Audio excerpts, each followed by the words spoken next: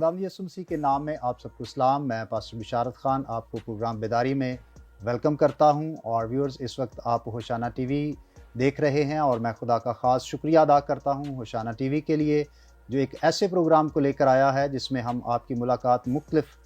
لوگوں سے کروائیں گے جو ایک کامیاب زندگی گزار رہے ہیں، اور ہم ان کی لائف جرنی کے بارے میں جانیں گے اور دیکھیں گے کہ کس طرح انہوں نے مشکلات میں بھی اپنے عزم کو جاری رکھا، اپنی محنت کو جاری رکھا اور آج ایک کامیاب زندگی گزار رہے ہیں. میں خدا کا خاص شکریہ ادا کرتا ہوں. اس وقت اسٹوڈیو میں ہمارے مہمان موجود ہیں، پاسٹر اعظم منیر، جن کا تعلق LSA پاکستان سے ہے. پاسٹر صاحب، میں آپ کو اس پروگرام بیداری میں ویلکم کرتا ہوں. تھینک یو ویری مچ بھائی صاحب. اور میں چاہتا ہوں کہ سب سے پہلے آپ دعا کریں تاکہ ہم دعا کے بعد اپنے پروگرام کا آغاز کر سکیں. جی آئے ہم اپنے سروں کو جھکائیں اور ہم دعا کریں. نہایت رحیم خداوند، ہم تیرے شکر گزار ہیں اس خوبصورت موقع کے لیے جو تو نے ہماری زندگی میں بخشا ہے کہ باپ ہم تیرے قدموں میں آ سکیں اور تیرے نام کو عزت اور جلال دے سکیں. اے خداوند، ہم اس بات کے بھی شکر گزار ہیں کہ تو نے ہمیں اپنی خدمت کے لیے چنا ہے، اور ہم اس بڑے فضل کے لیے بھی خداوند تیرے شکر گزار ہیں. باپ، منت کیے چاہتے ہیں جب کہ ہم اس پروگرام کے لیے اکٹھے ہیں اور جو بھی خداوند بات چیت ہو، خداوند ہم چاہتے ہیں کہ خداوند ہمارا ملنا، بیٹھنا، بات چیت کرنا ہمارے لیے اور سننے والے لوگوں کے لیے بھی خداوند برکت کا وسیلہ بنے. تو شروع سے لے کر آخر تک ہماری رہنمائی کرنا تاکہ بہتر طور سے خداوند ہم اس پروگرام کو پایا تکمیل تک پہنچا سکے. یسوع مسیح کے نام سے آمین. پاسٹر صاحب، ونس اگین آپ کا شکریہ. آپ نے اپنے قیمتی وقت میں سے وقت نکالا تاکہ ہم اس پروگرام کے وسیلہ سے اپنے دیکھنے اور سننے والوں کے لیے برکت کا باعث بن سکیں. تو میں سب سے پہلے چاہتا ہوں کہ آپ اپنے بارے میں تھوڑا تعارف اپنا بتائیں کہ آپ کیسے اور اس وقت کہاں پر کون سی خدمت کو سر انجام دے رہے ہیں. سب سے پہلے میں شکر گزار ہوں ہوشانہ ٹی وی کا، ان کے چیئرمین کا، فاضل صاحب آپ کا، کہ آپ نے مجھے یہ موقع بخشا کہ میں یہاں پر آ سکوں اور آپ سے بات چیت کر سکوں. میرا نام اعظم منیر ہے اور میرا تعلق گجرانوالہ سے ہے، اور میں LSA یعنی کہ life solution in abundance Pakistan church ministry ہے، اس کو ایز اے چیئرمین میں اس کو رن کر رہا ہوں. بھائی صاحب، آپ نے کس عمر میں خداوند یسوع مسیح کو قبول کیا اور کیسے آپ نے یسوع مسیح کو جانا؟ مجھے ہمیشہ اس بات کی خوشی ہوتی ہے اپنے اس مومنٹ کو بتانا کہ جب میری واقفیت خداوند یسوع مسیح کے ساتھ ہوئی تھی. چونکہ میں ایک مشنری اسکول میں نے تعلیم حاصل کی ہے، اور مجھے آج بھی یاد ہے کہ ہم ایک اسکول کیمپ میں گئے تھے، اور اس کیمپ کا عنوان جو تھا وہ یہ تھا کہ یسوع مسیح کے ساتھ واقفیت کروانا. اور ان 4-5 دنوں میں ہمیں اس طرح سے ٹرینڈ کیا گیا، اس طرح کی ہم تک تعلیم پہنچائی گئی کہ ہم یہ سوچنے پر مجبور ہو گئے کہ ہم جو ہیں آج تک جو تعلیم حاصل کرتے آئے ہیں اس میں ہمیں ہماری کسی بھی شخص نے یسوع مسیح کے ساتھ واقفیت نہیں کروائی. اور اس کیمپ کے بعد جب ہم اپنے گھروں کو واپس آئے تو میں نے یہ چیز محسوس کی کہ میری سب کے ساتھ واقفیت ہے، کیونکہ ہمیں بتایا گیا کہ ہماری زندگیوں کا مالک یسوع مسیح ہے، اور جو زندگیوں کا مالک ہے اس کے ساتھ ہماری واقفیت نہیں ہے. تو اس کے ساتھ پھر میرے اندر یہ بیداری پیدا ہوئی، میرے اندر یہ جستجو پیدا ہوئی کہ میں کس طرح سے یسوع مسیح کے ساتھ واقفیت حاصل کر سکتا ہوں. پھر میں نے کلام مقدس کو پڑھنا شروع کیا اور گہرائی کے ساتھ پڑھنا شروع کیا. اپنے استادوں کے ساتھ میں نے مشورہ کیا کہ کس طرح سے میں اس سارے مرحلے میں خداوند یسوع مسیح کے ساتھ واقفیت حاصل کر سکتا ہوں. انہوں نے میری رہنمائی کی، اور بالآخر مجھے آج بھی یاد ہے کہ میں 18 سال کی عمر میں نے خداوند یسوع مسیح کو قبول کیا. اور اس سے پہلے کہ میں اسے قبول کرتا، میں نے خداوند یسوع مسیح کے ساتھ واقفیت حاصل کی. اور جب میں نے واقفیت حاصل کی تب میں نے یہ ڈیسائیڈ کیا کہ اب مجھے خداوند یسوع مسیح کو قبول کرنا ہے اور اس کی خدمت کرنی ہے اور بتھیروں کو اس کے پاس لانا ہے. پر صاحب آپ 18 سال کی ایج میں خداوند یسوع مسیح کو کے پاس آئے، اور یہ وہ ایج ہے جو بالکل ایسی ہوتی ہے کہ جس میں نوجوان دنیا اور دنیا کی دلچسپیوں میں مصروف ہوتا ہے، اور ایسے وقت میں خداوند یسوع مسیح کو جاننا اور اسے اپنا نجات دہندہ قبول کرنا، یہ تجربہ آپ کے لیے کیسا رہا؟ اور مطلب ایک اٹریکشن ہوتی ہے دنیا اور باقی چیزوں میں بھی، تو کیا چیزیں تھیں جو مشکلات بن رہی تھی ایسے وقت میں؟ اب میں نے کلام میں پڑھا تھا کہ مبارک ہیں وہ جو جوانی کے ایام میں خداوند یسوع مسیح کو قبول کرتے ہیں، کیونکہ یہ ایک بہت مشکل مرحلہ ہے۔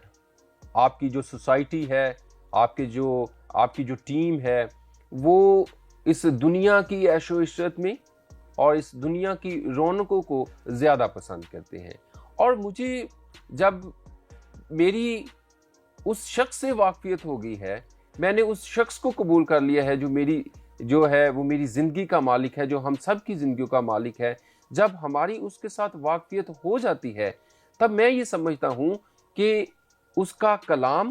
اس کے بولے ہوئے الفاظ ہماری ہر قدم پر رہنمائی کرتے ہیں۔ اور میں اس وقت گو کہ میرے دوست تھے، میرے رشتہ دار تھے جو میری عمر کے تھے، وہ دوسری چیزوں کو زیادہ اہمیت دیتے تھے، اور جب بھی میں انہیں کہتا تھا کہ ہمیں خدا کے لیے وقت نکالنا ہے، خدا کے ساتھ بات چیت کرنا ہے، تو وہ مجھے طنز کرتے تھے، میرا مذاق اڑاتے تھے۔ لیکن میں ان طنز و مذاق سے میں نے کبھی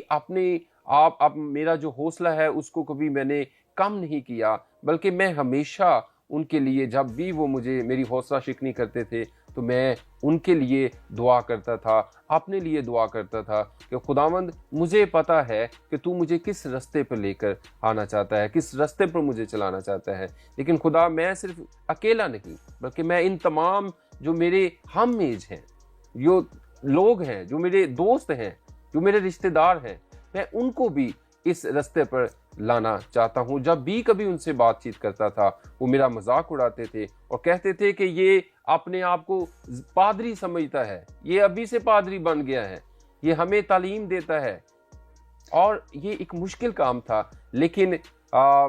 میں خدا کا شکر گزار ہوں کہ جس مقصد کے تحت میں چلا تھا، آج خداوند اس مقصد کے لیے مجھے استعمال کر رہا ہے۔ پاسٹر صاحب، جیسے متی کی انجیل میں پہاڑی واز میں ہمارے خداوند یسوع مسیح نے فرمایا کہ مبارک ہیں وہ جو راست بازی کے سبب سے ستائے گئے، تو اس ایج میں جب انسان خداوند یسوع مسیح کو قبول کرتا ہے تو ستایا جانا دوستوں کی طرف سے یا کولیگز کی طرف سے یا رشتہ داروں کی طرف سے، یہ ایک آج بھی عام نارمل سی بات ہے۔ بہت سارے لوگ ہیں جو آج بھی ان پرابلمس کو فیس کر رہے ہیں کہ جیسے ہی وہ مسیح کو قبول کرتے ہیں تو ایک طنز کے طور پر یا مزاح کے طور پر یہ ٹائٹل ہو جائے پادری ہو گیا ہے۔ تو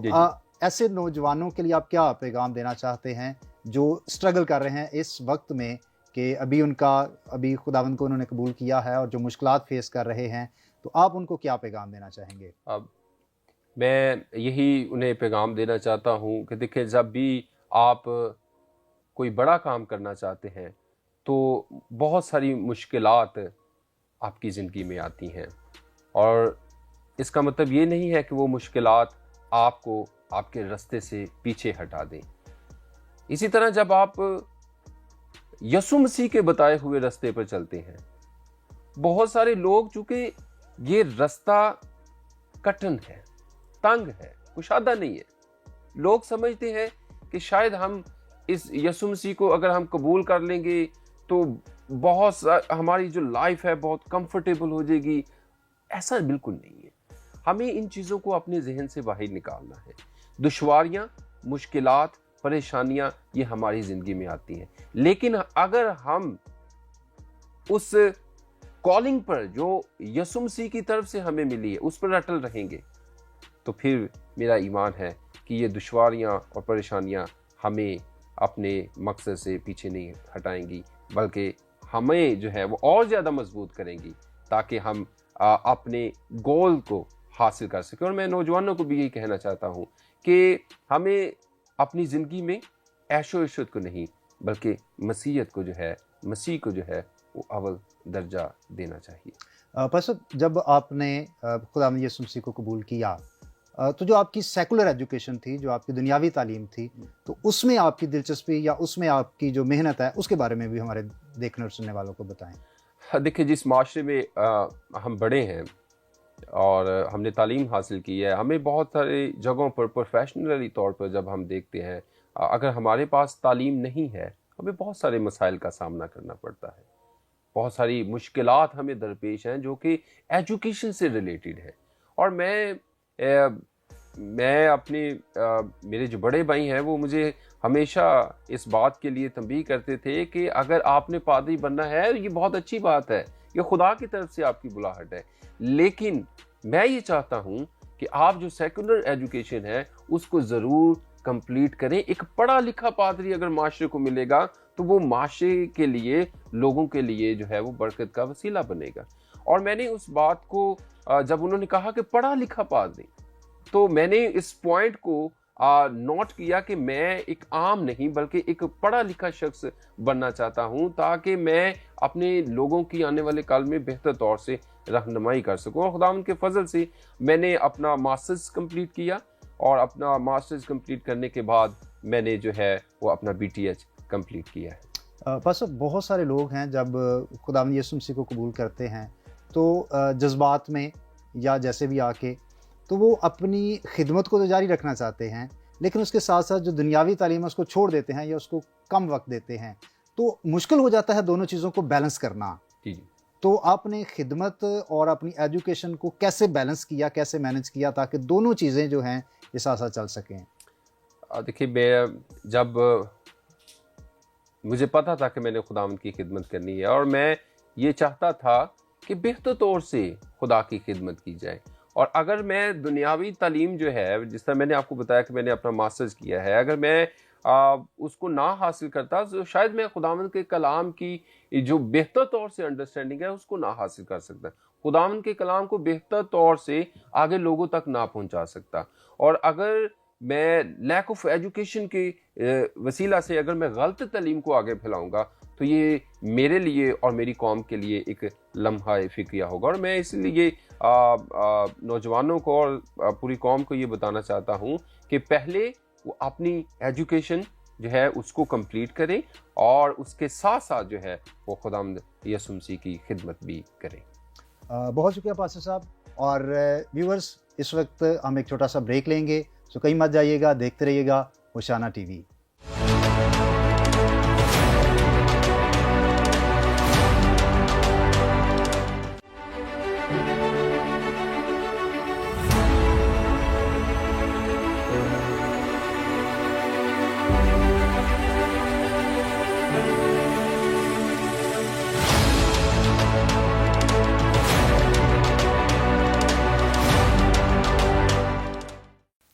ویلکم بیک ناظرین،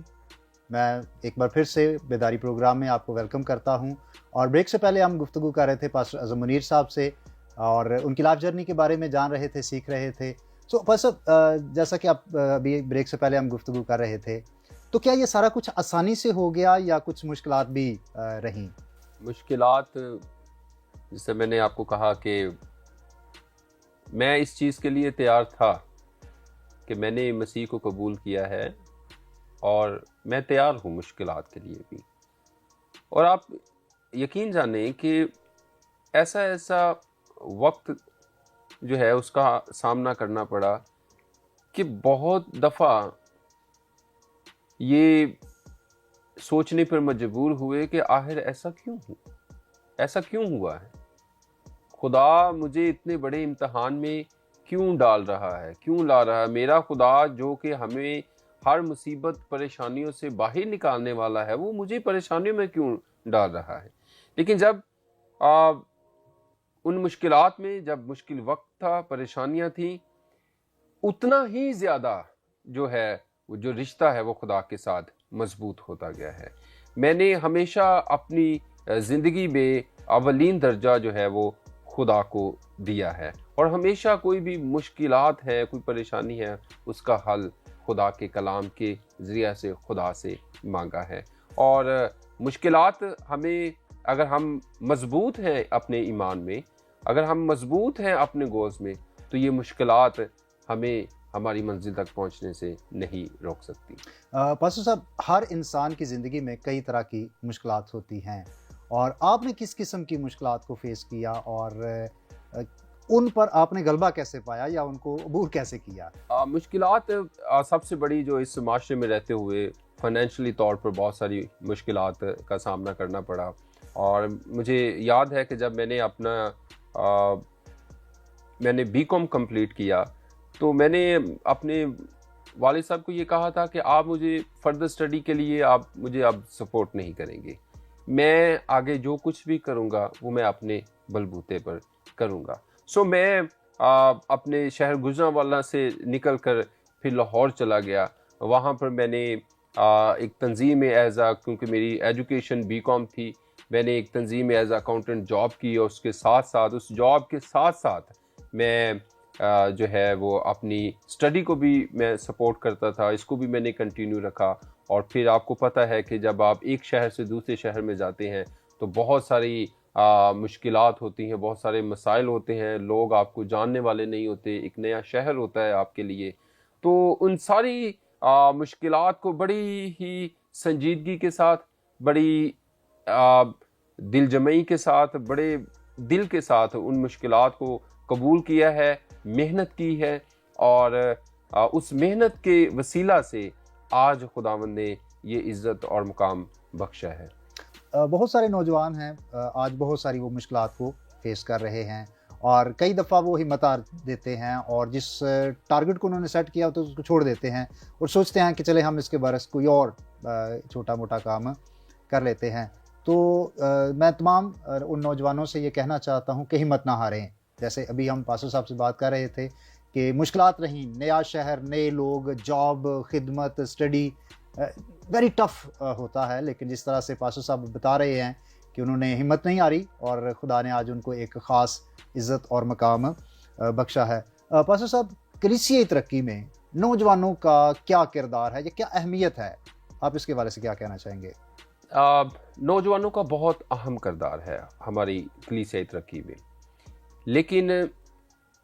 لمحہ فکریہ یہ ہے کہ ہم اپنے نوجوانوں کو جو ہے وہ چرچ میں اہمیت نہیں دے رہے، اور اہمیت نہ دینے کی وجہ سے ہمارے جو نوجوان ہے وہ چرچ کا حصہ نہیں بن رہے۔ اس کی وجہ یہ ہے کہ ہم اپنے نوجوانوں کو کوئی ذمہ داری نہیں دے رہے۔ ہم یہ کہہ رہے ہیں کہ یہ نوجوان ہیں، انہوں نے یہ کام نہیں کرنا، یہ کام بہتر طور سے نہیں کر سکتے، انہوں نے اس کام کو جو ہے وہ سنجیدگی کے ساتھ نہیں کرنا۔ یہ ساری باتیں، یہ سارے سوال ہمارے اپنے ذہن میں ہوتے ہیں، اور ان کا جواب بھی ہمارے اپنے ذہن میں ہی ہوتا ہے، اور ان کے جواب چونکہ ہمارے اپنے ذہن میں ہوتے ہیں، ان کی بنا پر ہم نوجوانوں کو کوئی بھی جو ہے وہ چانس یا موقع چرچ کے کام میں نہیں دیتے۔ اور اس کی بڑی وجہ یہ ہے، اس وجہ سے جو نوجوان ہے ان کی اور چرچ کی دوری جو ہے وہ پائی جاتی ہے۔ پاسو صاحب، عام طور پر یہ کہا جاتا ہے کہ نوجوان چرچ کے کاموں میں آگے نہیں آ رہے، لیکن ایک افسوس کی بات یہ بھی ہے کہ اگر نوجوان آنا چاہتے ہیں تو ان کو موقع نہیں دیا جاتا۔ جو سینئر لیڈرشپ ہے یا جو بزرگ ہیں، بے شک وہ ہمارے لیے قابل احترام ہیں، اور انہی کی خدمات اور ان کی محنت کی وجہ سے آج نوجوان نسل مسیح کے پاس ہے۔ اس میں بزرگوں کی جو خدمت ہے اس کا ایک اپنا مقام اور اہمیت ہے۔ کیسے اس کو بیلنس کرنا ضروری ہے کہ جو ہماری سینئر لیڈرشپ ہے یا جو ہمارے بزرگ ہیں وہ بھی ان کا بھی تجربہ اور نوجوانوں کی جو انرجی ہے اس کو ملا کے، تو کیسے کلیسیائی ترقی میں ہم آگے بڑھ سکتے ہیں؟ دیکھیے، جو ہمارے پادری صاحبان ہیں، جو ہمارے بزرگ ہیں، وہ ہمارے بزرگ ہیں، وہ ہمارے لیے قابل احترام ہے، وہ ہمارے لیے عزت کے لائق ہے۔ لیکن میں یہ سمجھتا ہوں کہ ایک نوجوان کے ذہن کو ایک نوجوان ہی بہتر طور سے انڈرسٹینڈ کر سکتا ہے، اور اسے پتہ ہے کہ کس سچویشن میں نوجوان کو کس طرح سے ہم اس کی توجہ کو، اس کے انٹرسٹ کو ہم حاصل کر سکتے ہیں۔ اور میں یہ بھی سمجھتا ہوں کہ ہمارے جو بزرگ ہیں، ہمارے جو قائدین ہیں، جو چرچ کے رہنما ہیں، انہیں نوجوانوں کو چرچ سے دور نہیں بلکہ چرچ کا حصہ بنانا ہے، اور خاص طور پر انہیں چرچ کی ذمہ داریاں ان کے سپرد کرنی ہے، تاکہ وہ اس ذمہ داری کو قبول کرتے ہوئے قبول کریں کہ یہ میری ذمہ داری ہے یہ کام میں نے کرنا ہے. جب آپ انہیں کوئی ذمہ داری دیں گے تب وہ بہتر طور سے چرچ میں اپنا اہم کردار ادا کریں گے, اور نہ صرف اپنی زندگی کے لیے بلکہ دوسرے نوجوانوں کو بھی وہ چرچ کا حصہ بنانے میں ایک اہم کردار ادا کریں گے اور ان کو چرچ میں لانے کا وسیلہ بنیں گے. اس لیے نوجوانوں کو ضرور میں یہ کہنا چاہتا ہوں تمام رہنماؤں سے کہ وہ نوجوانوں کی زندگیوں کے اوپر ضرور کام کریں اور انہیں ضرور موقع دیں اور انہیں ضرور چرچ کا حصہ بنائیں. بہت شکریہ پاسٹر صاحب. اور ایک اور چیز پاسٹر صاحب جو میرے ذہن میں آ رہی ہے, آج سے 40 سال پہلے یا 30 سال پہلے جو نوجوانوں کی مشکلات تھیں وہ کسی اور طرح سے تھیں. آج کے دور میں جب ہم دیکھتے ہیں تو آج کے نوجوان کے جو چیلنجز ہیں, اس کی جو مشکلات ہیں وہ فرق ہیں بنسبت آج سے. اگر ہم 30-40 سال پہلے کی اگر بات کرتے ہیں تو